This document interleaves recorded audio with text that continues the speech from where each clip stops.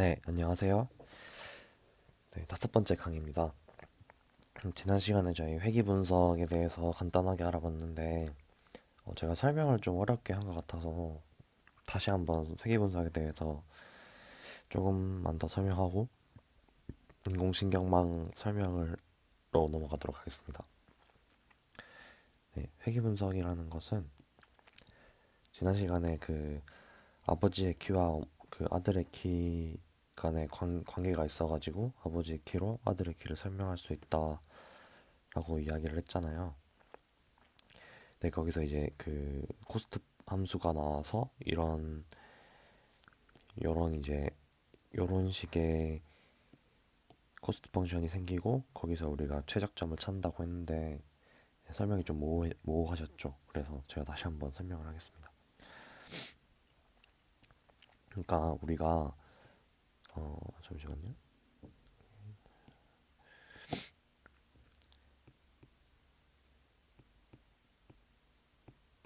그러니까 요게 아들의 키라고 생각합시다. 이 아버지 키예요. 그럼 여기서 우리가 이 값들은 모르는 거잖아요. y랑 x는 아들의 키와 아버지의 키가 데이터로 들어오면은 알게 되는 거고 이 베타 제로랑 베타 원이라는 걸 모르게 됩니다. 이거 사실 우리가 아는 거는 그러니까 우리가 모형으로 예측하는 거는 이것입니다. 좀 수식이 좀 어렵고 이해가 안 가실 수도 있는데 그냥 지금은 이해가 안 가면 괜찮아요. 안 가도 괜찮고. 근데 혹시나 좀 더 이해가 잘 가시는 분들이 수식적으로 이해하시는 게 더 편하실 수도 있어서 그렇게 제가 적어보는 겁니다. 네, 이게 그 우리 이거라고 보시면 됩니다. 이 우리가 예측하는 이 선.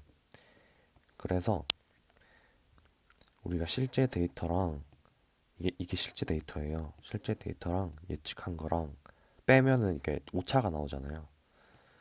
이거를 제곱을 합니다. 왜냐하면 오차의 제곱합을 더해서 네, 이렇게 하면은 이게 코스트 함수예요.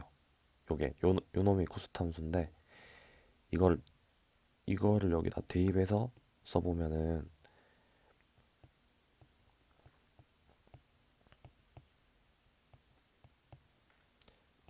뭐 이렇게 되겠죠?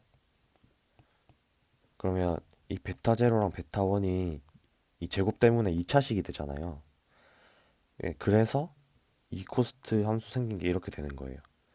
그러니까 여기서는 이 x축이 베타 제로 또는 베타 원 이렇게 되는 거예요.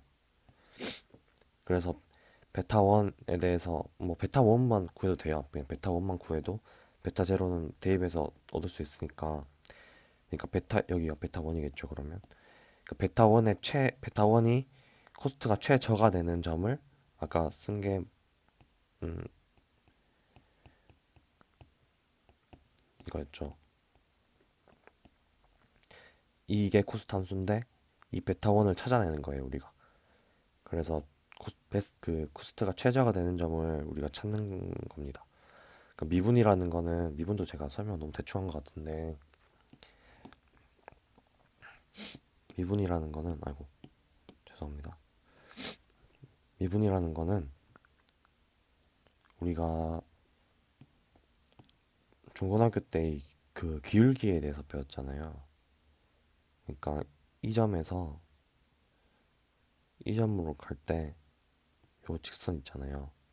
이 기울기 어떻게 구하셨나요? 이 x의 이동값 나누기 그러니까 아니 그러니까 이 y의 이동값 나누기 x의 이동값 이렇게 해서 구하셨잖아요. 그래서 이게 기울기잖아요. 이게 요게 똑같아요. 그 기울기라는 건 똑같은데 이 x의 이동값 있잖아요. 요 부분이 정말 작아지는 거예요. 점점 줄어들어 가지고 이 점 하나에서 이동하는 정도를 이제 찾아내는 게 미분이라는 개념입니다. 지금은 수학적으로 미분에 대해서 정의하기보다는 이 정도로 생각하시면 될 것 같아요. 그래서 여기서 마찬가지겠죠. 그러니까 여기서 이렇게 기울기가 계속 조금씩 줄어들고 있어요. 이, 그러다가 여기서 이제 0이 되는 거예요. 그리고 여기서 다시 기울기가 늘어나는 거예요. 이 순간의 기울기라고 보시면 됩니다. 네, 미분 이 정도로 하시면 되고요. 그래서 저희가 아까 말한 그 코스트 펑션이 최저가 되는 점을 어떻게 찾냐면 이 점은 바로 미분이 0인 점이거든요. 네, 그래서 미분이 0인 거를 찾아내는 거예요. 네, 이 정도로 보충 설명을 하고 인공신경망에서 어떻게 찾아가는지 설명하겠습니다. 인공신경망에서는 좀 다르게 찾아요. 그 컴퓨터의 특징을 활용한다고 저는 그 개인적으로 생각을 하는데 컴퓨터는 계산이 사람보다 훨씬 빠르잖아요. 그래서 굉장히 여러 번 시도를 할 수 있습니다. 그래서 이거를 어, 컴퓨터에서 그 코스트 펑션 최저점을 찾아가는 여기 똑같이 여기를 찾는 거예요. 최저점을 찾지만 찾는 방법이 조금 다른데 그 방법을 이제 경사학원법이라고 합니다. 앞에서는 리스 스퀘어 메서드라고 하고요. 여기서는 경사학원법이라고 하는데 이게 영어로는 그레디언트 디센트 알고리즘이라고 하는 겁니다. 이게 어떤 거냐면 저희가 등산을 가잖아요. 이게 산이에요, 산. 제가 지금 정상에 있어요. 정상에서 우리가 내려오고 싶어요. 내려오고 싶으면 무조건 내려올 수 있는 방법이 있죠.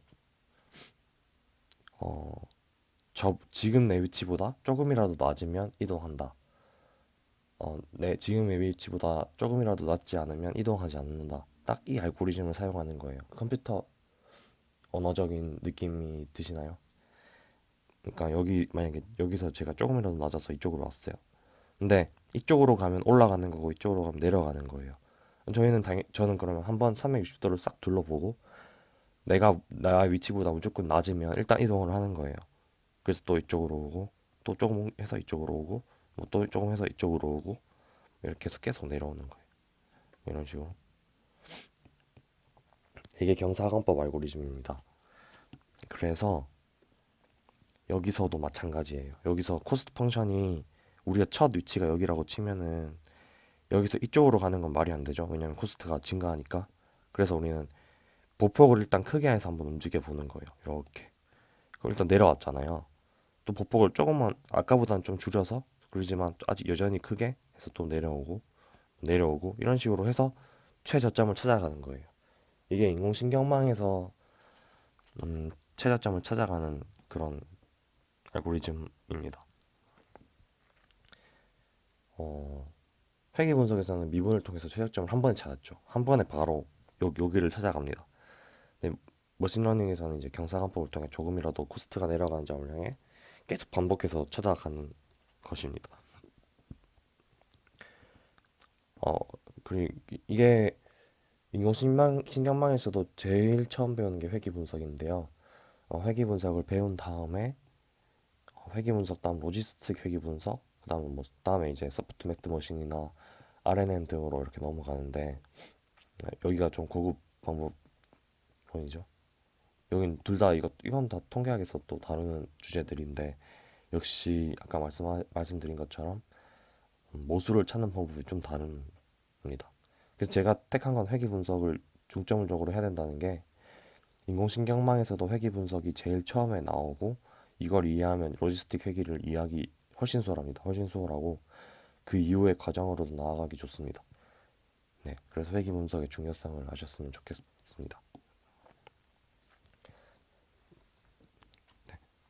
음, 그러면 이제 두 모형의 공통점과 차이점이 있는데요. 공통점은 뭘까요? 두 모형 모두 데이터를 바탕으로 예측 모형을 설립하는 게 공통점입니다. 네, 이제 통계학에서는 수학적인 이론을 바탕으로 한 번에 저희 코스트가 제일 작은 점을 한 번에 찾아갔잖아요. 근데 인공신경망에서는 무수히 많은 반복으로 코스트를 줄여나가는 방식이라는 게 다른 차이점입니다. 이렇게 들으면 통계학에서 방법이 훨씬 더 효율적인 것 같지 않나요? 왜냐면 무수히 시도하는 것보다 한 번에 수학적으로 딱 찾아가지고 한 번에 딱 찾아내니까 빠르고 정확하고 뭐 그럴 것 같잖아요. 하지만 죄송합니다. 하지만 어, 통계적인 접근 방법에는 필요한 과정들이 여러 가지 있습니다. 여기서 다 설명을 할 수는 없지만 회귀 분석은 선형적인 방법이라서 세 가지 정도의 과정이 추가적인 과정이 필요하고요.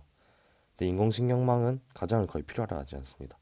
물론 회귀 분석에서 같은 회귀 분석을 예측한다고 치면은 그때는 당연히 회귀 분석 모형을 쓴다는 것 자체는 세 가지 과정이 필요해요. 인공신경망에서도 회귀 분석을 쓴다면 앞에서 말한 방법들 있잖아요. 뭐 경사관법이나 그런 걸 활용해서 회귀 분석의 모수를 찾는 거면 거기서 물론 세 가지 과정은 필요합니다. 하지만 그러니까 여기서 과정이 필요하지 않는다는 것은 회귀 분석 이외에 다른 모형인 경우, 그러니까 다른 여러 가지 모형 중에 뭐 특히 인공신경망, 그러니까 인공신경망을 통해서 찾아가는 방식이 있어요. 그때를 얘기하는 겁니다. 좀 이해가 안 가실 수도 있는데 회귀 분석은 선형적인 방법이라서 인공신경망에서 사용하더라도 이거는 과정이 있어야 돼요. 그게 무슨 나중에 이거는 제가 마지막 과정에서 다시 한번 이야기를 짚어드리겠습니다. 네. 근데 이 과정을 거의 필요로 하지 않는다는 게 엄청 좋은 특징이거든요. 네, 이거는 제가 나중에 뒤에서 다시 한번 이야기를 하면서 설명을 좀 더 자세히 드릴게요. 우리의 목표가 이제 분명해졌는데요. 우리의 목표는 회귀 분석을 잘 이해하고 그 이해를 바탕으로 인공신경망과 회귀 분석의 차이를 또 다시 이해하고 이제 나아가 데이터 분석 모형 학습을